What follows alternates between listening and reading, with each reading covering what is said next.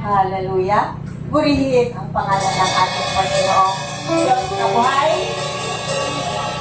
And praise God sa buhay ng ating worship team. Amen?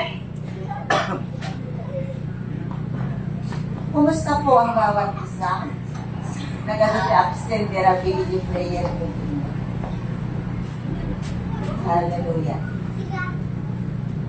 Nabasa po yung ating scriptural verse ngayong hapon na matatagpuan sa Isaiah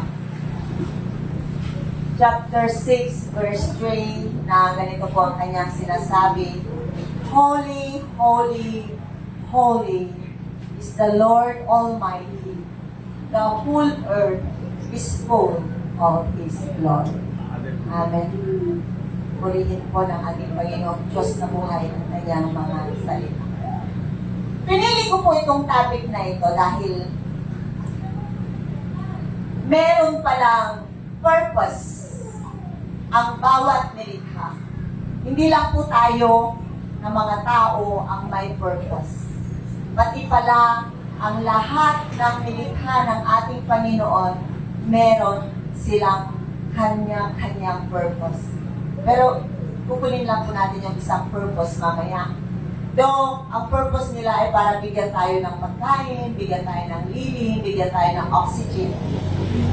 Pero mapapag-aralin po natin yung isang katanging-tanging reason bakit may mga nilikha ang Diyos na mga nakikita natin sa mundo nito.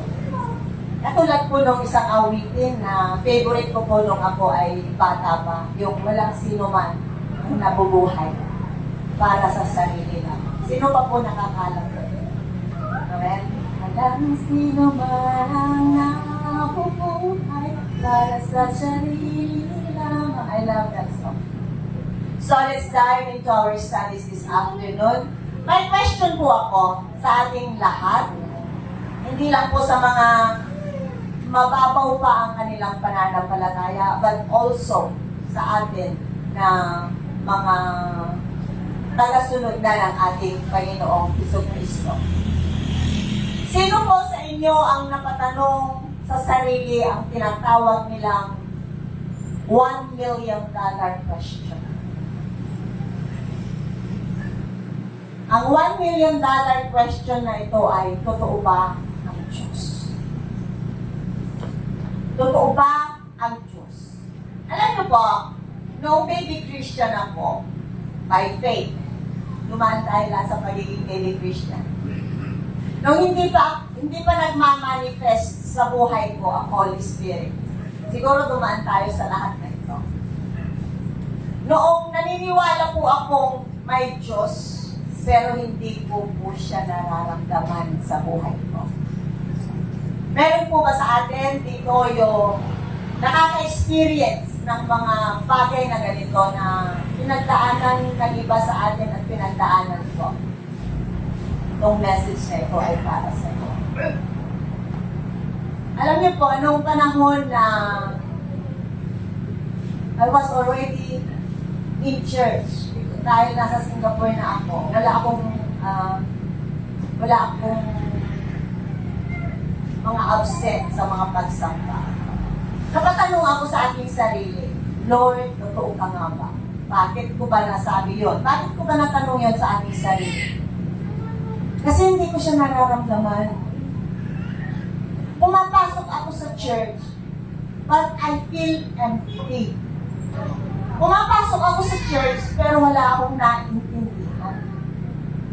Pumapasok ako sa church, pero wala yung mga naririnig ko ba na mga testimonies, the presence of God, naririnig ko sa mga preachings, sa mga testimonies dito, na nararanasan nila yung presensya ng Panginoon. At hindi ko po yun nararanasan. At gusto ko pong maranasan. Kaya, sabi ko, napatanong ako sa sarili ko, Lord, bakit sila lang yung nakaka-experience? Bakit ako wala? Hindi kita maramdaman. Sila lang ba ang anak ng Diyos? At may takot ako noon, sila lang ba ang maliligtas? Kasi hindi kita nararamdaman eh. Eh sila nararamdaman kanila. So, sila lang ba ang maligtas? Tapos isang gabi po, ito, briefly lang po ito, parang summarize ng isang parte ng buhay ko as a Christian when I was in Singapore. Isang gabi naglalakad po ako, pauwi galing sa trabaho, napatingala ako sa langit. At nakita ko yung napakaraming bituin. Tapos, nung nakita ko yung napakaraming bituin, sunod-sunod na nakita ko yung buwan, nakita ko yung palibot, mga puno, lahat nakita ko. At nung nakita ko ang mga bagay na ito, may naramdaman ako kakaiba sa ating puso. There's a flame in my heart. Naramdaman ko yung tinatawag nilang warm. Yung parang mainit sa puso ko. At doon po ako na-amaze. Kasi nandun lang naman yan eh. Nandun lang yung between. Nandun lang yung buwan. Nandun lang yung mga puno. Lahat nandun lang. Mula noong nakakita ako, nandun lang sila. Pero bakit all of the sudden, parang naging parte sila ng kasagutan ng ating katanungan. Kaya na realize ko na God showed me ang napakagandang bituin, napakarami at ang buwan at ang lahat-lahat. Kasi nga, ito yung kasagutan ng katanungan ko. At ngayon nakita ko at nabasa ko po itong verse or scriptural reading natin na nagpapakita na ang mga likha ng Diyos ay mga evidence na totoo nga ang Diyos. Amen. Sa mga nakaranas ng ganitong katanungan, why all of the sudden, bakit bigla-bigla naging curious tayo? Bigla-bigla tayo napapatanong. Naniniwala po ako na it's because God Himself already opened our spiritual eyes for His spiritual things. Amen?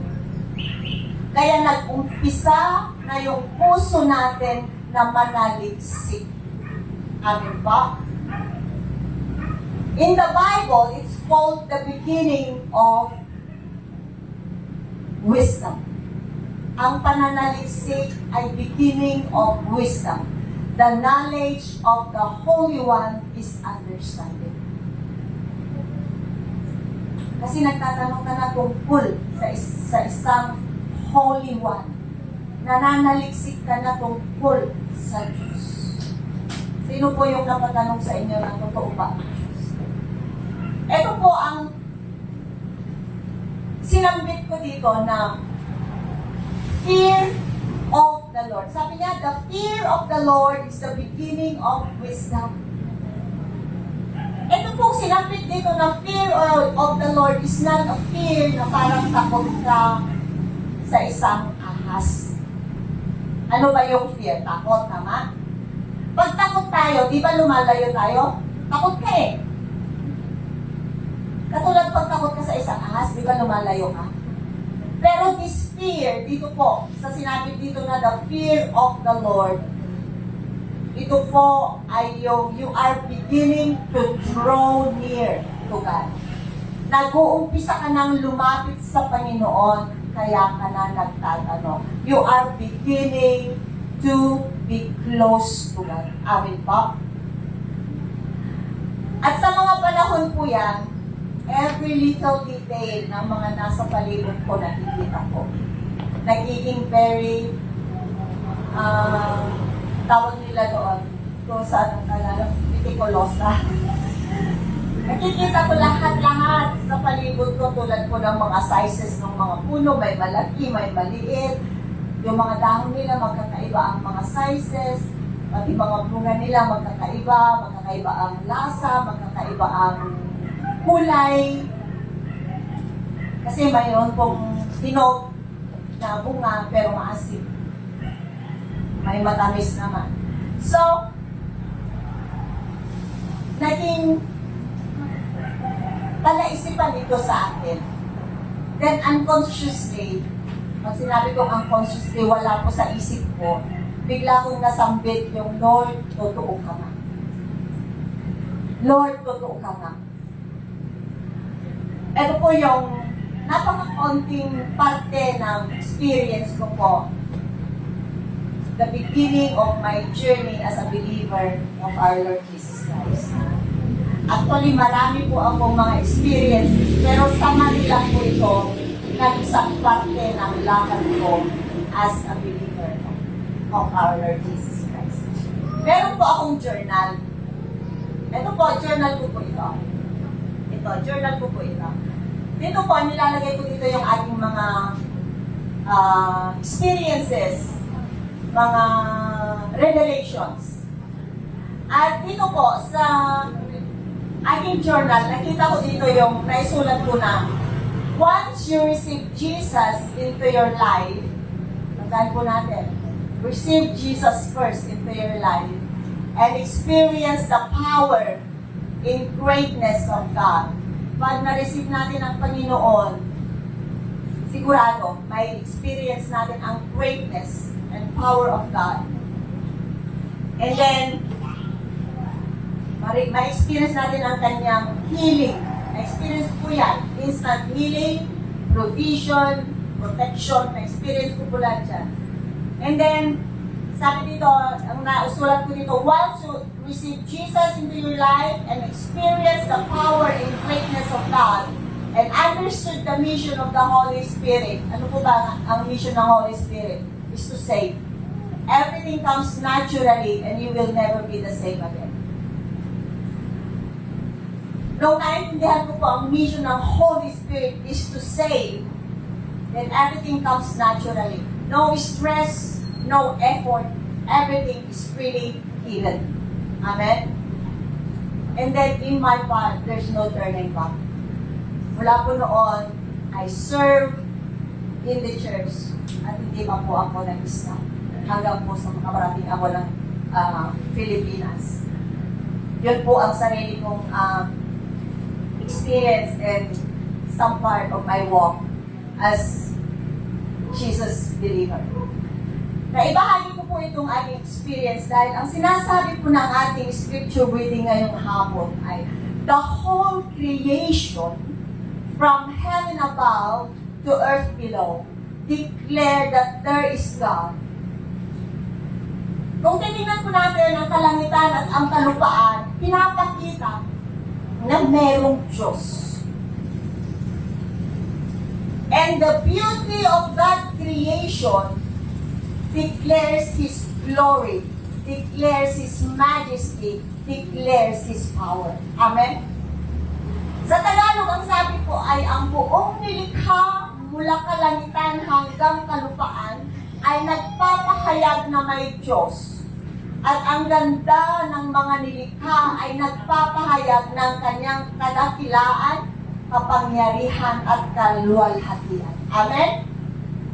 Dahil kung titingnan po natin, pag samasamahin man natin ang matatalinong tao, plus their intelligence, plus their latest inventions, plus their latest equipments, walang makakapantay at makagagawa sa gawa ng Diyos.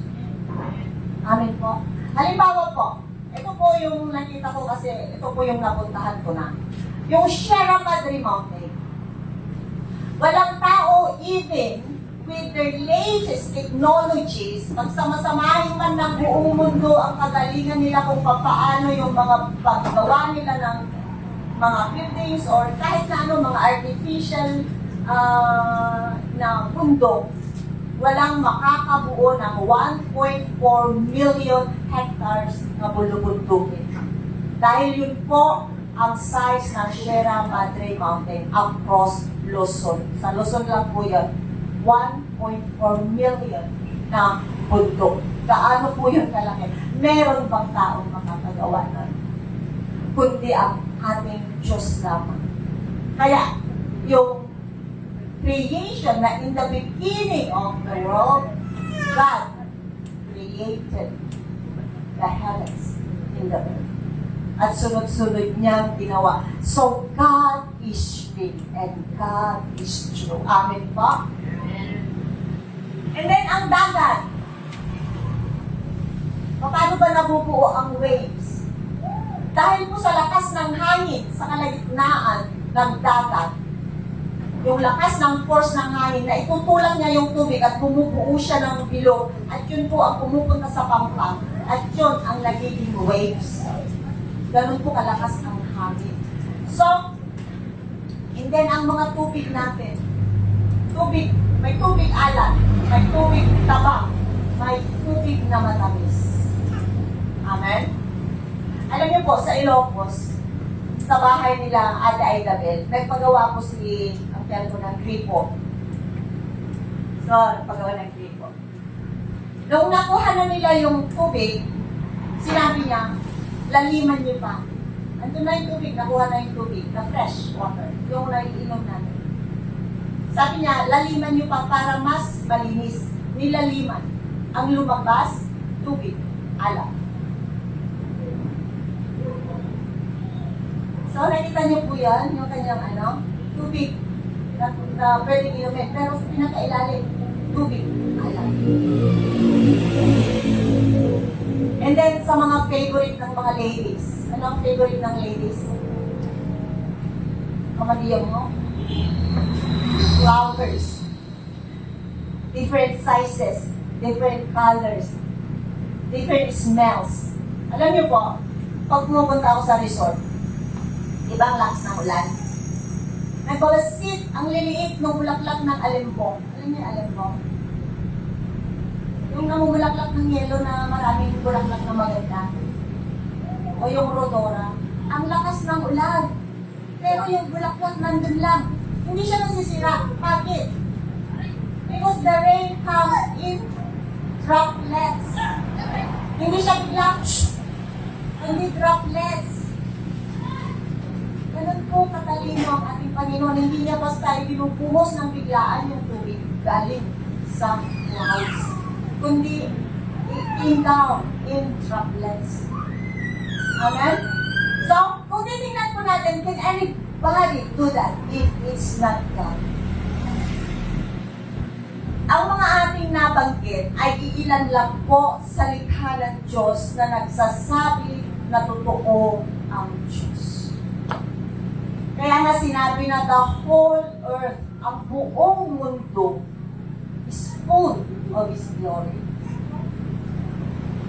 Pag tumingin lang ka sa langit, kaya nga ang Panginoong Diyos ang pinakamagaling na pintor. Huh? Amen? Pero tayong mga tao, parang wala lang. Bundok lang yan. Rice fields lang yan. Bulaklak lang yan. Puno lang yan. Dagat lang yan. Tama ba? Tao lang yan. The greatest creation of God. Tao. Tao lang yan. Kaya nga, dapat hindi talaga pumapatay ng tao. Because that is very precious. That life is God's given. All these things around us were given to us para ma-realize natin that God is with us all the time. Amen ba? Pag nakakakita tayo ng bundok with a beautiful landscape, yung papuntang Quirino, nakita ko yung nung pumunta kami ng Quirino doon sa kamag-anak namin, doon sa pinakaliblib ng Quirino. Breathtaking yung kanyang landscape. Ang ganda. Napapawaw tayo na tulad nung pumunta kami doon sa nakita namin yung Mayon volcano. Napapawaw kami. Pero ang tao, karamihan sa tao, hanggang doon lang yun. Wow, ang ganda. Hanggang doon lang yun. It never came across in our thoughts na sa pamamagitan ng mga magagandang nilikha ng Diyos na ating ini-enjoy, God is reminding us that He is near us. Amen. That He is with us. Hallelujah. Amin po. Sa pamamagitan kanyang mga nilikha, gusto niyang maalala natin na His presence is is right there in front of us, and that He is so real, and that He is so close to us. Amen po?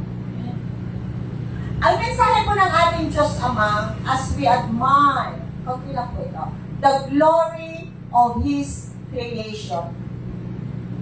Dapat habang ina-admire natin yung kanyang mga nilikha, it draws us also into worshiping Him. It draws us also into praising Him. Amen? Amen. Halimbawa po, nakakita tayo ng bulaklak na pagkaganda-ganda. As we admire yung ganda ng isang bulaklak o kahit na anong bagay na nakikita natin dito sa ating palibot, let's remember our God, the Creator of all these things, and praise Him and worship Him and thank Him for all the things na ibinibigay niya sa atin para tayo ay mag-enjoy. Amen po. The world is full of God's shining beauty. Ang mundo po ay punong-puno ng kanyang kagandahan. Ang mundo ay puspos ng kanyang mga magagandang gawa. To remind us, at iba meron punong-puno ang mundo. Hindi lang po yan para tayo may makain, hindi lang po yan para may magpuri sa kanila, sa Panginoon, hindi lang po yan para mayroon tayong shade, para mag-hold para ang lupa ay hindi mag-erosion, kasi kapag walang lupa, ay walang puno, madaling maagos ang tubig. Kaya kailangan natin magtanim. Alam niyo po sa Garden of Eden, ang sabi ng Panginoon, gagawa siya ng tao at ilalagay sa Garden of Eden to tend, sabi niya, to care for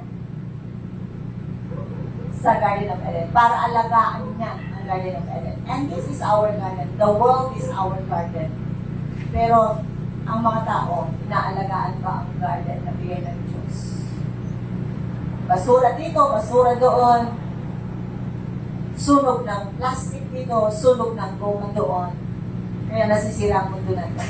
Kaya mainit na mainit. Kasi nasisira yung ozone layer natin. Malaki na ang butas ng ating ozone layer. Na instead na we care, dahil yun ang purpose natin, to care the world, to care this earth, pero sinisira po natin. So, ito pong mundong ito ay full of God's shining beauty to remind us that God is true. Pag nakakita po tayo ng puno, nagpapatunay yan na totoo ang Diyos. Dahil hindi lang yan basta biglang sumulpot. Amen? Alam niyo po, itong bahay, merong gumawa. Itong bahay, may gumawa. Ang mga kotse, may gumawa. Ang mga TV, may gumawa. Ang mga yan, mga items. Ang microphone, may gumawa. Tama? May engineers, may technician. At sino ang gumawa ng mundong ating ginagalawan? May Diyos tayong buhay. Amen?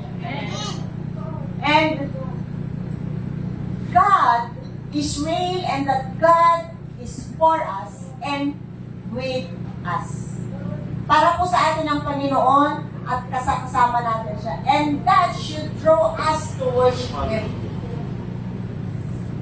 Yun po malaman natin na lahat ng bagay na narito ay nagpapatunay na may Diyos. Ito po yung magiging dahilan para lumapit tayo sa ating Panginoon. Kaya minsan, alam ko po ang feelings nung iba na parang wala lang. Sunday is Sunday. Sunday is normal day. Sunday is S-O-N. S-O-N-D-A-Y. Sunday. Hindi po S-U-N. Sunday. Araw ng anak. Sino itong anak na ito? Jesus. Sunday is the day for the Lord. Amen? So, ito po mga nakikita natin. Halimbawa, tumingin ka sa kanan. Nakita mo yung napagandang bougainvillea. Ay, ang ganda ng bougainvillea. And then, you realize, meron kang Diyos na gumawa. And thank you, Lord, ang ganda ng bougainvillea. Tumingin ka sa langit, kita mo yung mga ulan. Sasabihin mo, ay, uulan na. Thank you, Lord, sa ulan. Tumingin ka sa ibaba, kita mo yung pananim mo. Ang daming grain. Paano ba nagkakabunga ang, may ginawa ka ba para, yes, fertilizer helps. But because it is the Lord who multiplied the grain. Amen? Kaya bro, lay hands mo yung mga pananim mo. Amen? And then pag tumingin ka sa kanan, nakita mo si Marites. Thank you, Lord, may walking CCTV kami. Amen? Meron kaming, kasi he is also, that lady is also creation of that. Tingnan na lang natin yung parte na positive na mas maganda. So, that's the purpose of His creation. To remind us that God is so near. Amen? Ganyan po ang pag-ibig ng Diyos sa atin. So as gustong-gusto niya na malaman natin every single day na malapit lang siya sa atin. Bakit? Para tayo ay makipag-commune, para tayo ay makipag-usap. Di ba, nakita mo nga yung bougainvillea na ang ganda? Makikita mo ay ang ganda ng bulaklak. And then, it reminds you na yun ay gawa ng Diyos. And then, masasabi mo, I thank you, Lord. Then, you started talking to your Heavenly Father now. Amen? Kaya sinabi niya na the whole earth is full of His glory. Ganyan po ang pag-ibig ng Diyos sa atin. So, last part na lang po. So, as we enjoy His creation around us, let us use this opportunity also to commune with Him, to thank Him, to praise Him, to worship Him, and to be near to Him every single day of our lives. Amen? Gawin natin opportunity ang lahat. Kahit agkat-katal ka, tungkol ikaw, okay?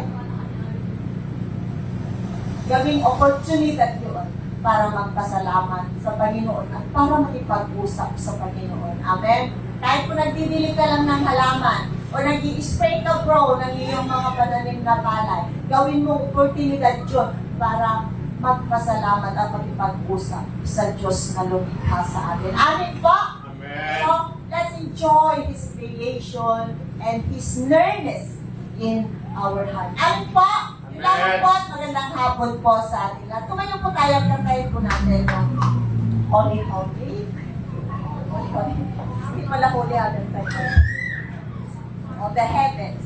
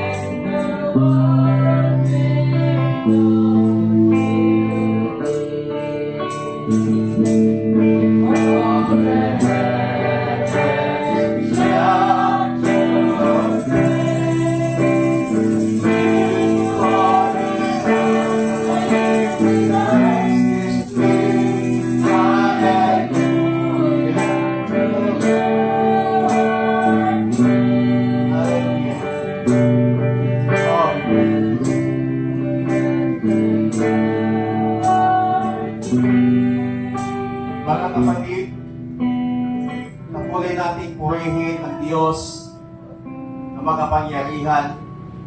Patuloy natin sambahin ang Diyos na may lalang na lumikha sa atin. Tayo ay napaka-espesyal na creation ni God. Kaya dapat lamang na ibigay natin sa Kanya ang lahat ng papuri. At lahat ng Kanyang creation, enjoy po natin na magbibigay papuri sa ating Panginoon.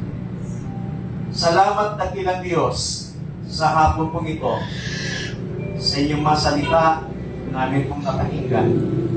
Salamat din sa iyong lingkod na siya mong ginamit na naghayag ng mga salita. Ang aming panalangin, Panginoon, patuloy po kayong pumilos sa kanya pong buhay at patuloy po ninyo siyang bigyan ng mas malalim na kaalaman, pangunawa sa inyong mga salita at lakipan ng anointing, Panginoon. At kami din, patuloy ka pong pumilos sa iyong mga buhay upang sa ganon, ikaw ay aming mapupurihan sa lahat ng panahon, sa lahat ng sitwasyon ng aming mga buhay. Ikaw lamang ang aming itataas, Panginoon. Salamat ng marami. Salamat po. In Jesus Christ, mighty name we pray. Amen. Palakpakan po natin ang Panginoon.